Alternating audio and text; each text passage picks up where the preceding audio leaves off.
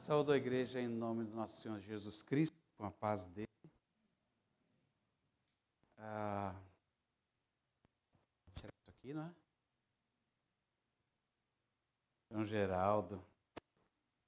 Lembro dele na sala de aula. Mas eu não vou comentar. Eu sei que vocês adorariam essa parte.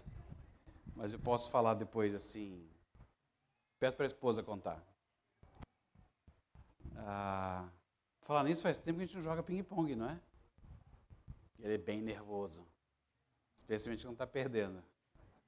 Então ele tinha uma dificuldade pequena de perder para mim. Mas a gente acabou resolvendo isso, né? Eu acho.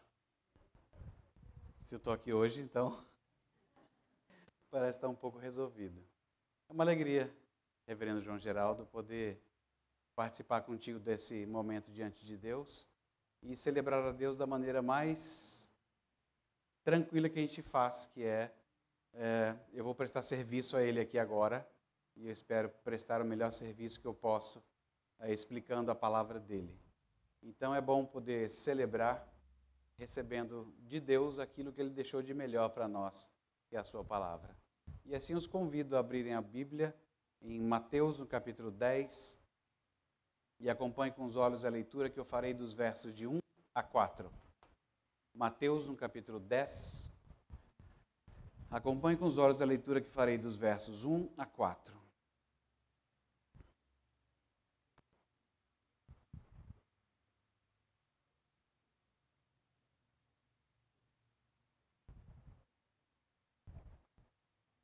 A palavra de Deus diz assim: Tendo chamado os seus 12 discípulos, deu-lhes Jesus autoridade sobre espíritos imundos para os expelir e para curar toda sorte de doenças e enfermidades. Ora, os nomes dos 12 apóstolos são estes. Primeiro, Simão, por sobrenome Pedro, e André, seu irmão. Tiago, filho de Zebedeu, e João, seu irmão. Filipe e Bartolomeu, Tomé e Mateus, publicano, Tiago, filho de Alfeu e Tadeu, Simão, o Zelote, e Judas Iscariotes, que foi quem o traiu. Vamos pedir ajuda a Deus uma vez mais? Vamos falar com Ele? Bom Deus e Pai, ajuda-nos a ouvir a Tua voz na explicação dessa palavra. Ajuda-nos a não só ouvir a Tua voz, mas ter um coração dócil que deseja praticar aquilo que ouvimos da Tua voz. Nós rogamos nisso no nome de Jesus. Amém. Existem alguns filmes que eles fazem sucesso por uma razão ou duas, e às vezes nem é um filme tão bom. O filme 300, o pessoal vive cuspindo e gritando. Mas tem alguma coisa interessante que um amigo me lembrou na semana, que é essa busca que aqueles gregos tinham pela glória. Eles buscavam a glória. Eles queriam tornar os seus nomes conhecidos por gerações. É bom, não é? Glória. O meu nome será lembrado. Essa história de nome e formação de uma comunidade, isso lembra aquela história, uma outra história lá em Babel, não é?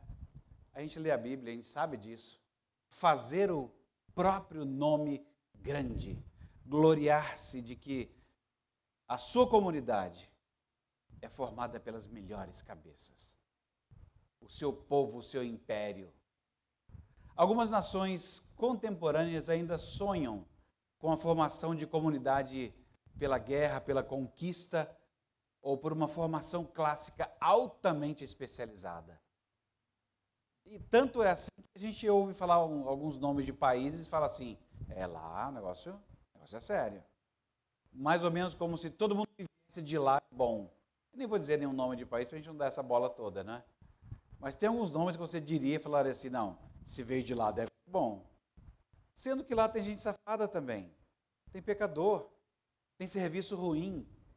Mas a pessoa fez uma fama.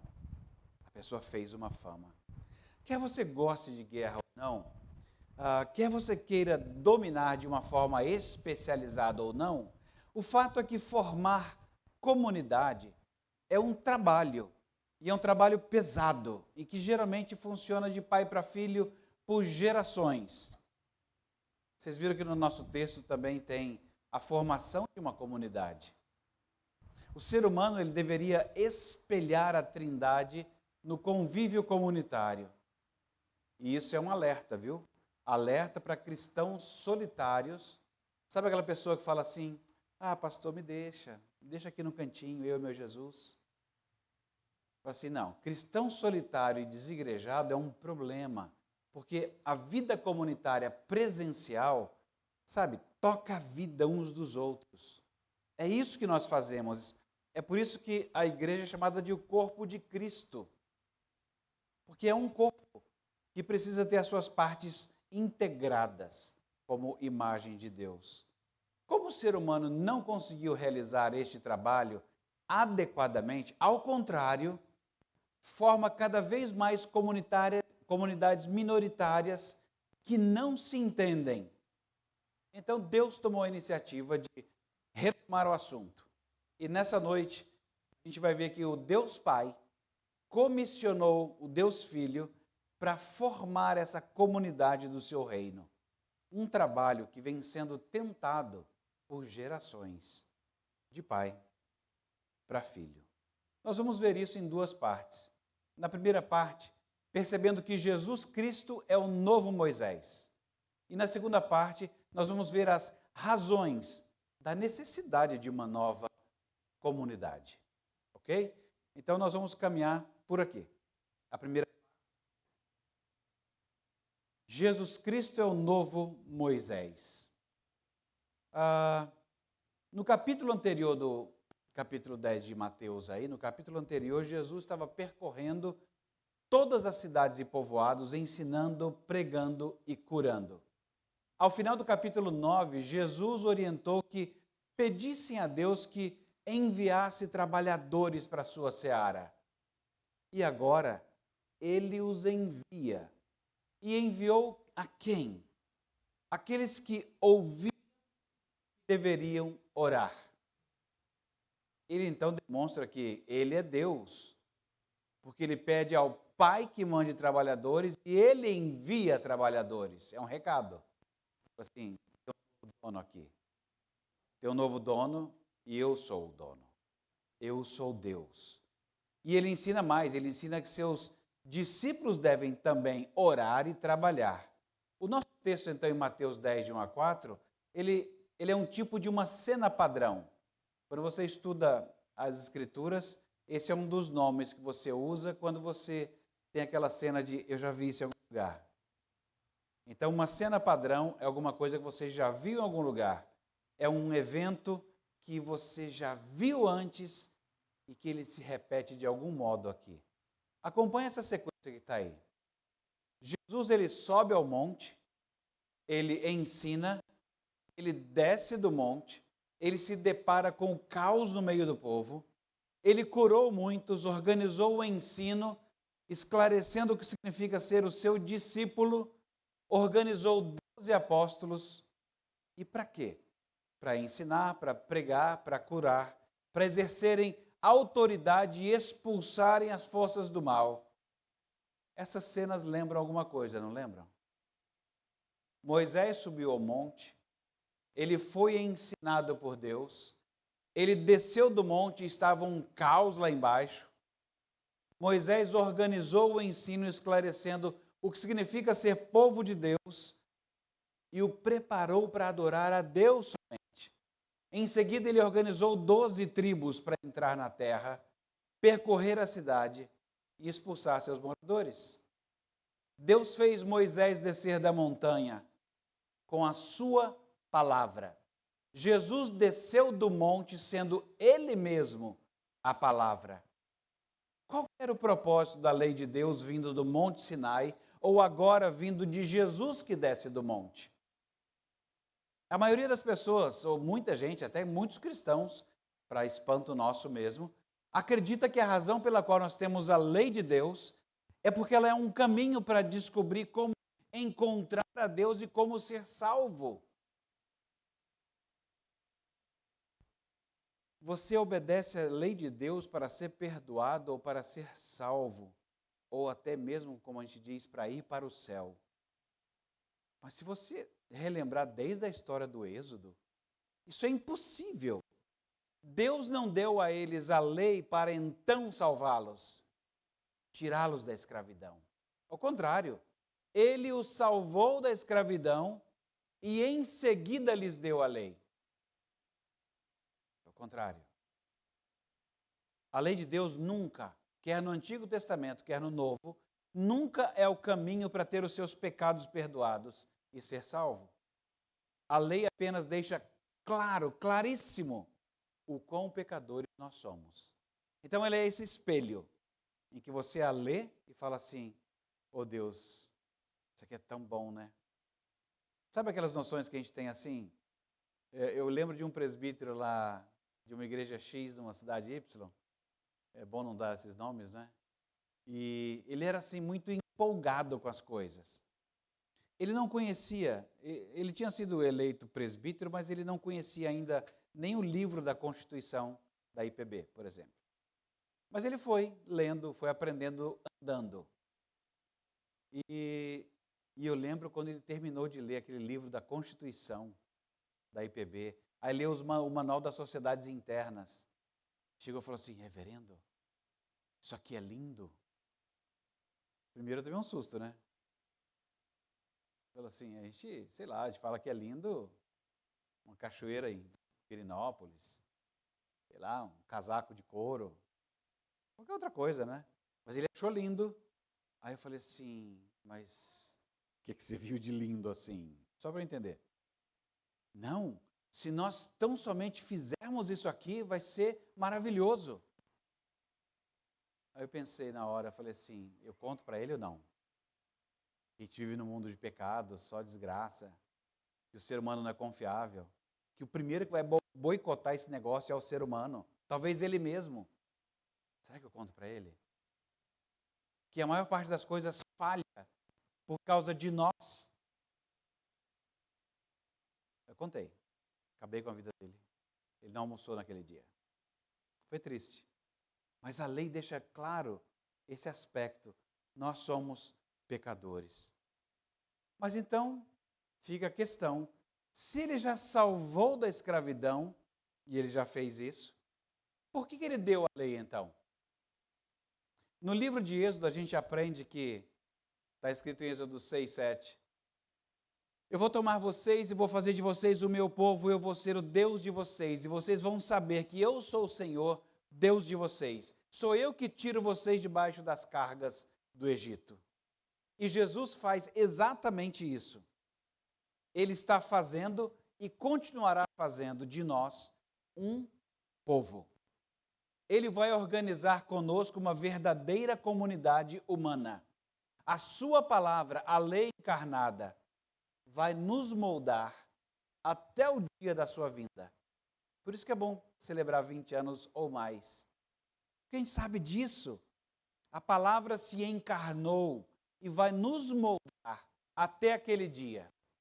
Estava comentando com o reverendo João ali, falou assim, lá vem, aqueles hinos fazem a gente chorar, né? E quando, enfim, oh meu Deus, vai chegar o dia. A gente sofre, já estava sofrendo ali. Já estou naquela curva de idade que você começa a fazer conta que o banco não vai mais aprovar financiamento e algumas comemorações de centenário você não estará lá, você não vai ver certo cometa que vai passar naquela data. Aí você começa a fazer conta e fala assim, a gente não vai estar aqui. Assim, e não é assim muito provavelmente. Assim, não vai estar aqui. Mas até aquele dia, Ele está nos moldando. Jesus Cristo é esse mediador fiel em toda a casa de Deus.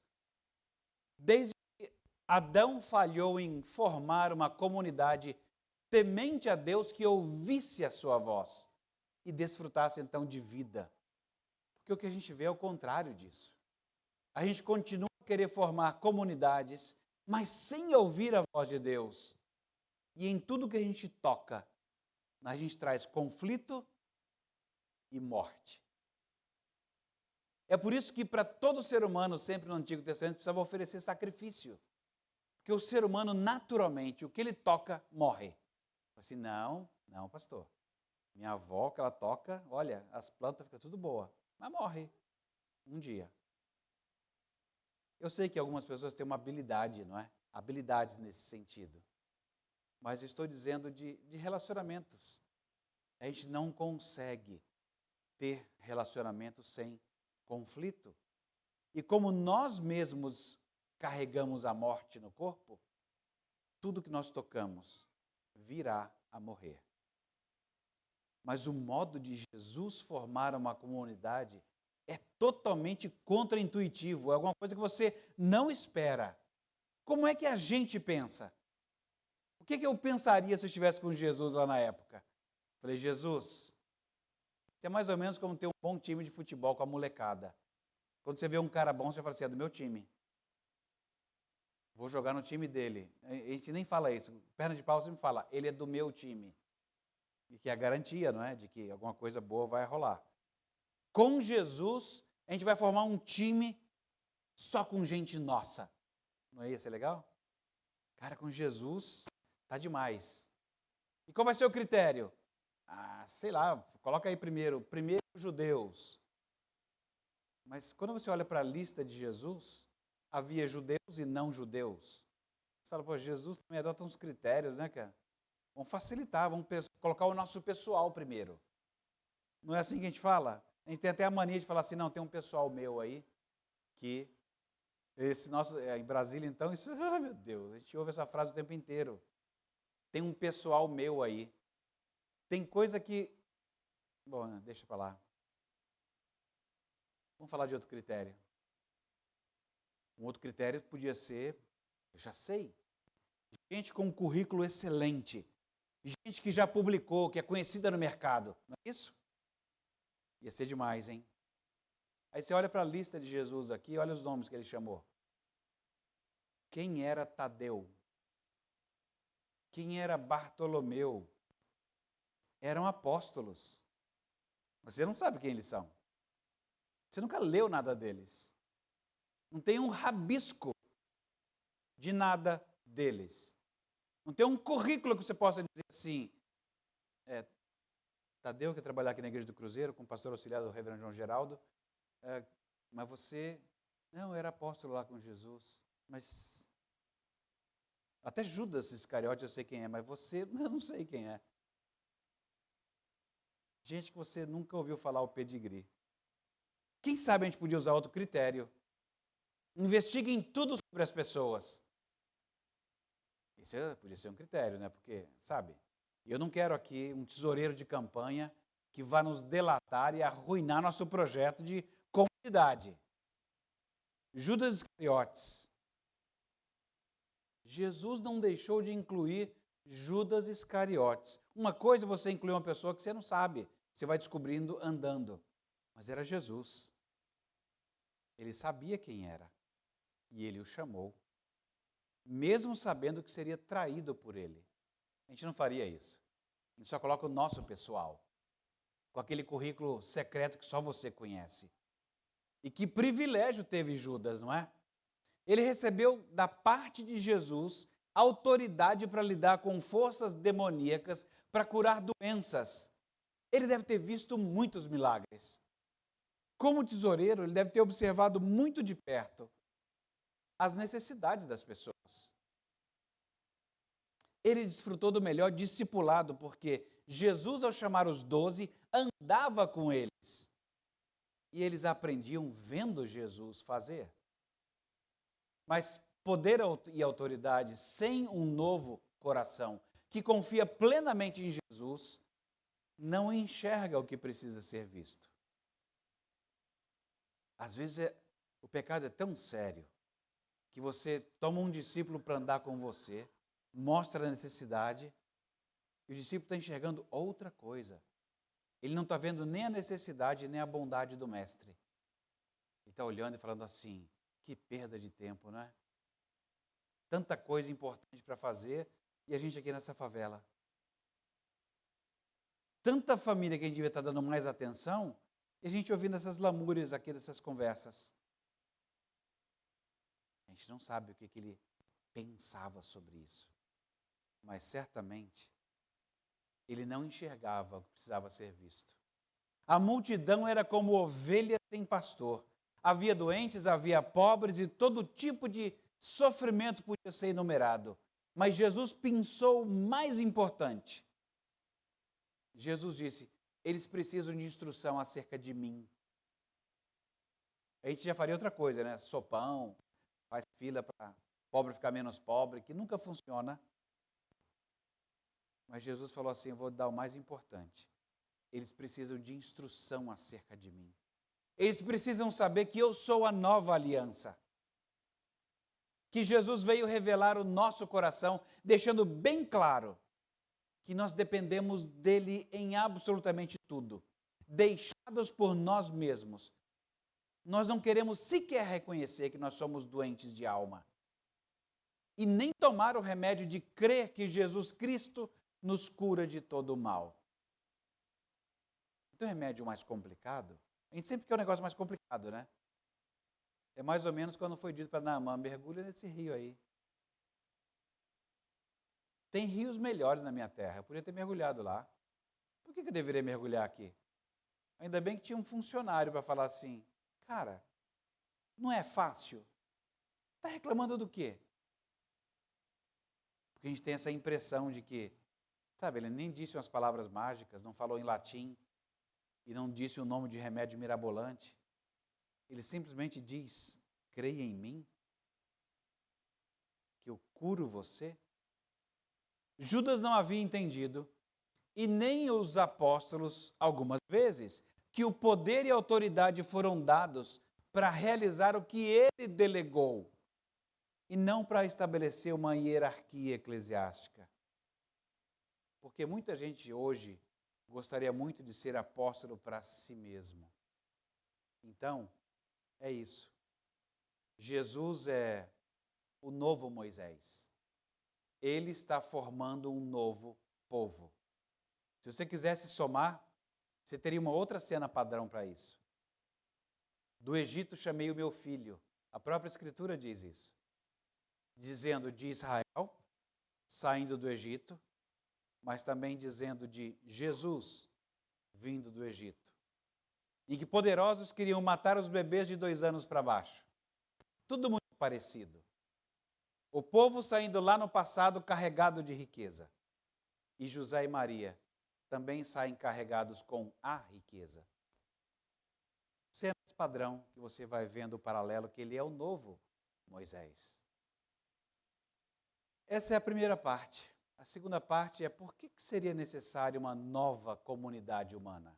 Eu espero que você nunca faça essa pergunta, porque eu tenho certeza que você já sabe.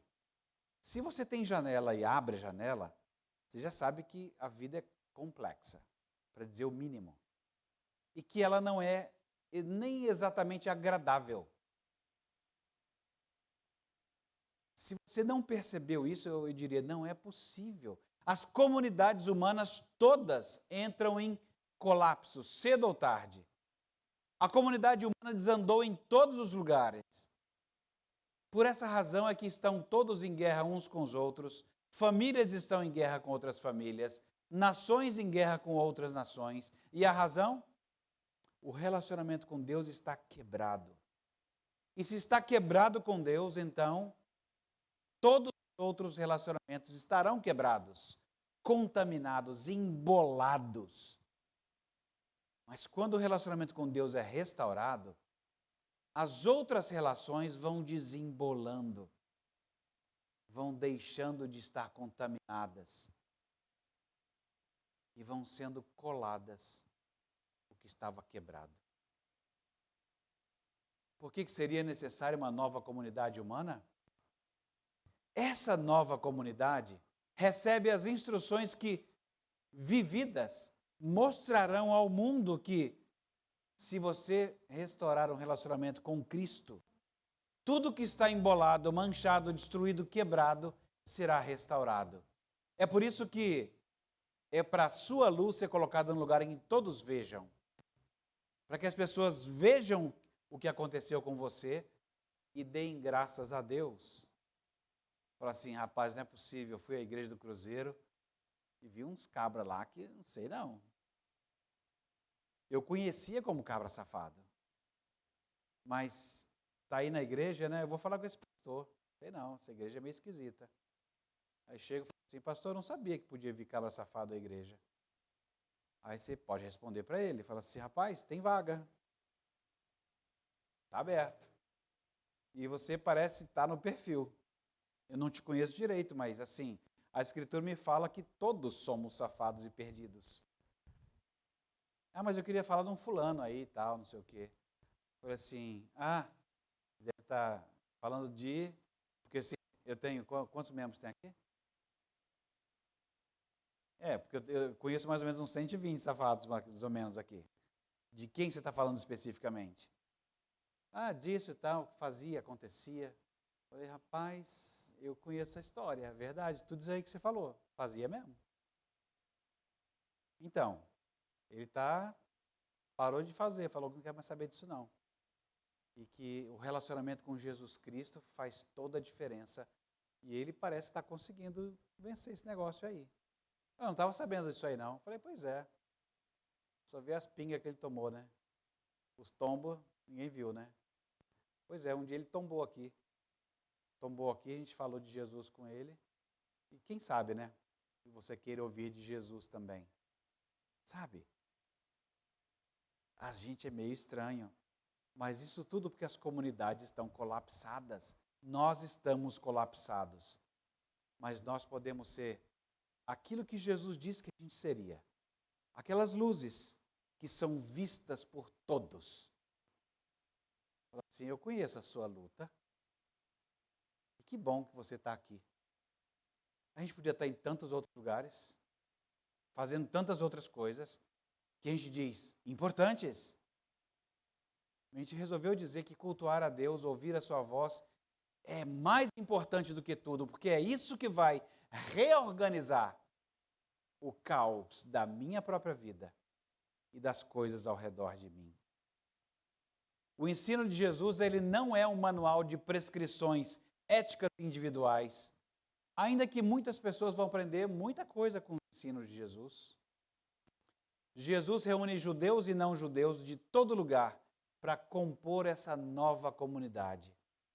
Ao entrarmos nesse relacionamento com Jesus, nós somos como aquela colcha de retalhos, algo feito com pedaços diferentes que junto fica muito mais bonito do que você poderia imaginar.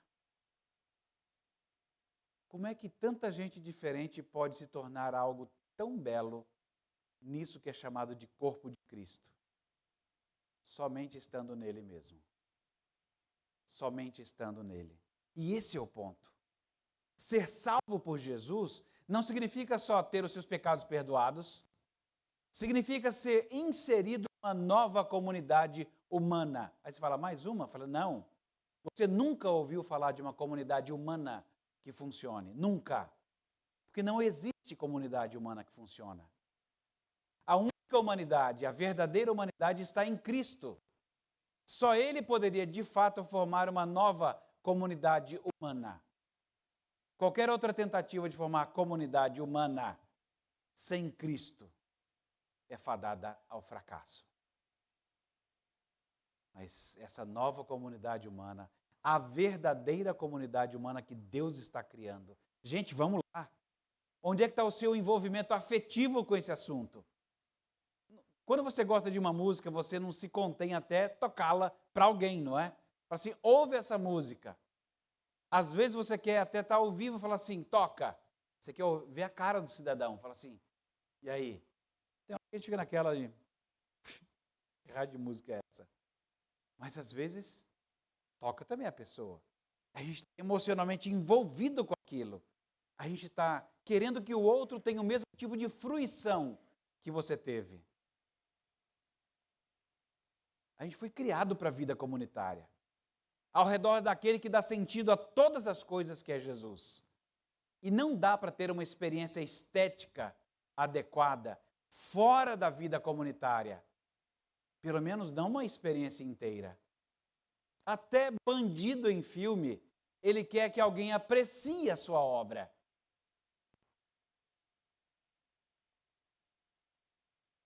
Reflita comigo mais um pedacinho aqui.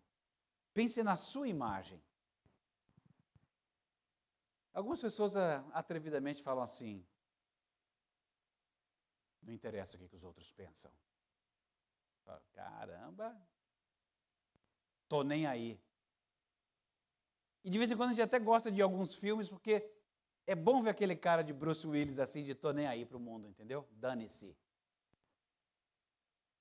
Eu queria ser esse cara. Tô nem aí. Ou que você decide o que é certo e errado para você. Você cria a sua própria imagem, você cria a sua estima. Ou todo mundo diz que eu estou fazendo bobagem, mas eu não acho. Essa dá raiva. Porque quando tem testemunho de outros assim, o negócio é sério. Está todo mundo dizendo que é uma bobagem. Aí você fala assim, mas eu não acho. Na comunidade da Nova Aliança, o foco era o nosso mestre. Todos fazemos o que o nosso mestre diz. Nós ensinamos, nós pregamos, nós oramos. E sabe de uma coisa? A gente não vai conseguir estima, valor, fora dessa comunidade. Você não vai conseguir ter uma experiência estética adequada fora dessa comunidade. Nós precisamos dela. Fala assim, mas toda quadrilha fala isso. A gente precisa apoiar uns aos outros. Fala assim, claro, eles têm que ter um pouco de verdade nessa história. E é um pedaço da verdade, é verdade. Você precisa uns dos outros, e se você não entender isso, você não consegue nem ser bandido adequadamente. Aliás, crente nem prestaria muito para ser bandido, né? Acho que não. É muito atrevido. Muito não estou afim de viver esse tipo de comunidade, né? Ou não quero seguir o que Jesus diz. Se bem que pecado é bem isso, né? Eu sigo o que outros dizem. Talvez funcione, para a morte, claro. Mas o fato é que as pessoas vão se agrupando, não é? Tem o grupo dos disso e daquilo, o grupo dos motoqueiros, dos ciclistas, a comunidade dos pervertidos, a comunidade dos golpistas, a comunidade dos ladrões, os fofoqueiros, todos com suas comunidades. Ainda que procedendo equivocadamente, se separando, essa colcha de retalhos aparentemente iguais, a pessoa não consegue evitar pelo menos isso. Ela não consegue evitar que há a imagem de Deus nelas.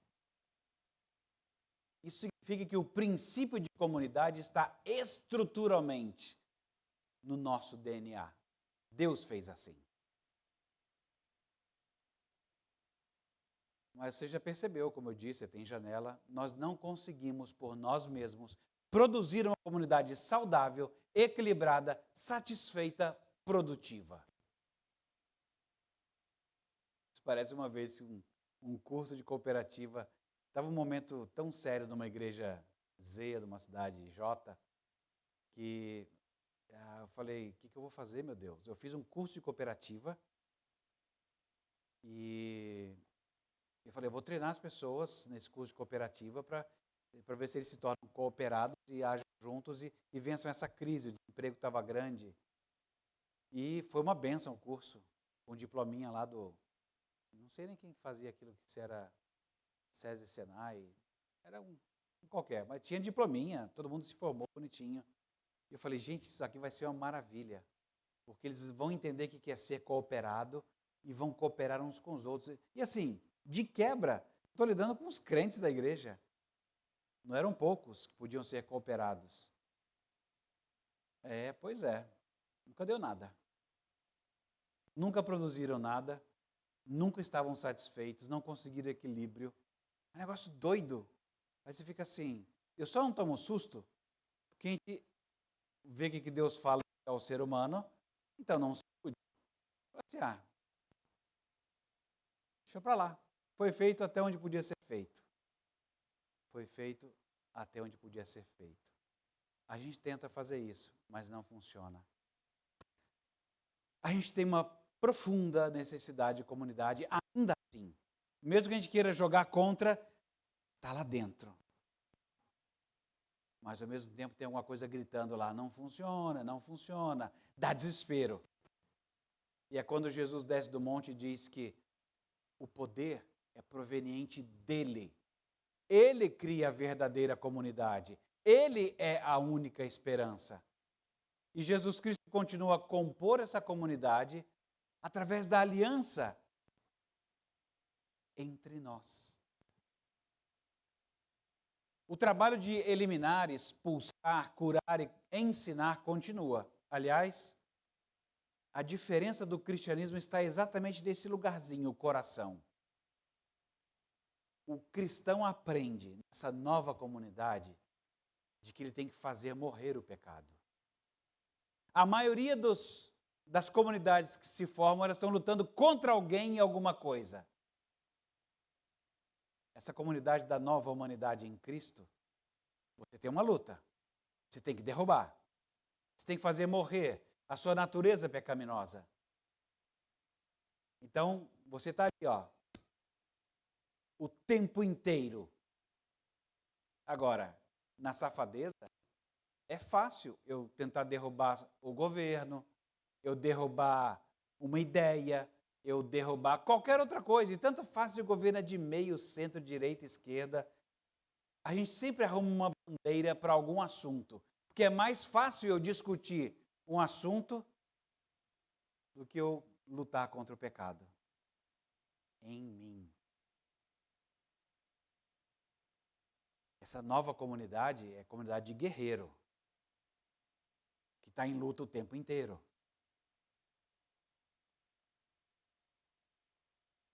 São tantos Tadeus, Bartolomeus, você nunca ouviu falar, mas que têm confiado em Cristo e feito avançar essa nova comunidade. Eu provavelmente vocês serão, alguns de vocês, Tadeus para mim, Bartolomeus. Eu nunca saberei o nome. Mas vocês, Jesus Cristo está trabalhando por intermédio de vocês para avançar o seu reino. Agora, um alerta final. Lembra sempre disso. Satanás, ele não veio, quando ele visitou lá o primeiro casal no jardim, ele não chegou armado falando assim, ouve o que eu estou falando. Colocou a arma na mesa. Ele não fez pressão por não era um lobby. Ele não tinha um grupo de pessoas correndo os demônios, barra pesada, né? Ele chega e não precisa falar nada, é só olhar os demônios lá meio fortões. Aí Adão e Eva ficam meio com medo. Não foi desse jeito. Ele chegou ao primeiro casal no jardim com uma ideia. E essa ideia foi adotada por Adão e Eva. E essa ideia os condenou e o resto da humanidade. E o único remédio para combater essa ideia foi a morte sacrificial de Jesus Cristo em nosso favor. É por isso que as pessoas dizem por aí, ideias têm consequências. Ideias não são coisas simples. São armas poderosas. Foi usada uma ideia. Uma proposta simples. É raro, muito raro, que a apostasia comece de maneira aberta e facilmente detectável. Você chegaria e falaria assim, meu amigo, por favor, o que você acabou de falar? Isso é uma heresia. Olha aqui na Escritura. Tal. Seria fácil. Mas é raro que a apostasia comece assim. Paulo fala também desse comportamento exterior, agradável dos apóstatas e dos seus ensinamentos. E ele disse assim quando escreveu a segunda carta de Paulo aos Coríntios: esses homens são falsos apóstolos, obreiros fraudulentos, disfarçados de apóstolos de Cristo. Não é de admirar, pois, até Satanás se disfarça de anjo de luz. Pesado isso, não é? Se alguém acha ainda que poderia discernir porque me parece um anjo de luz, assim, mas se Satanás consegue se disfarçar disso, como é que você sabe? Como é que você saberia? Não vem acreditar em qualquer coisa só porque falou assim. Ele falou Jesus. Ele falou, eu lembro que ele falou. Ele falou de amar a Deus acima de tudo. Eu lembro que ele falou. Eu sei. Mas essas coisas que a gente fala, tem que combinar com o jeitão que a gente vive. Essa nova comunidade é assim. Em outras palavras, não procure apóstatas que pareçam maus do lado de fora ou que digam palavras dramáticas de heresia desde o início dos seus ensinamentos. Em vez de negar a verdade de maneira definitiva, os apóstatas vão torcendo de acordo com a sua própria agenda. Judas, ele escreveu sobre isso também, dando vários traços dos apóstatas. E Judas disse assim, olha, eles são ímpios, eles são moralmente pervertidos, eles negam a Cristo, aqueles que contaminam a carne, são rebeldes, são pessoas que desprezam liderança, são ignorantes sobre Deus, são pessoas que falam de falsas visões, elas são autodestrutivas, são resmungonas, são deturpadoras, usam palavras arrogantes e falsos elogios, são zombadores de Deus, causam divisões, têm um espírito mundano e, finalmente, são desprovidos do Espírito. Pode ser que a gente não possa dizer isso com todas as letras, mas você pode bem enquadrar alguém e chegar a falar assim, opa, isso está parecendo mais não do Espírito Santo, mas do espírito de porco. Parece coisa de crente, não. Porque a Bíblia diz que apóstata costuma reagir desse jeito. Então, abre o olho, abre o olho. Porque na comunidade de Cristo não é desse jeito, não. Eu não vou agora sentar com você aqui e ficar detonando a liderança. Se eu acho que tem um problema, faz como a Bíblia diz, vai lá conversar com eles. Porque se a gente se sentar aqui e começar a se satisfazer com isso, opa, isso é outro espírito, não dessa nova comunidade em Cristo. Diferente de um apóstata, um crente verdadeiro, alguém que foi libertado do pecado para a justiça em Cristo e se recusa a continuar em pecado. Não significa que ele nunca mais vai pecar. Não é isso. Mas ele não sossega. E fala, eu não quero continuar, eu quero confessar de novo, Deus. Eu pisei na bola outra vez.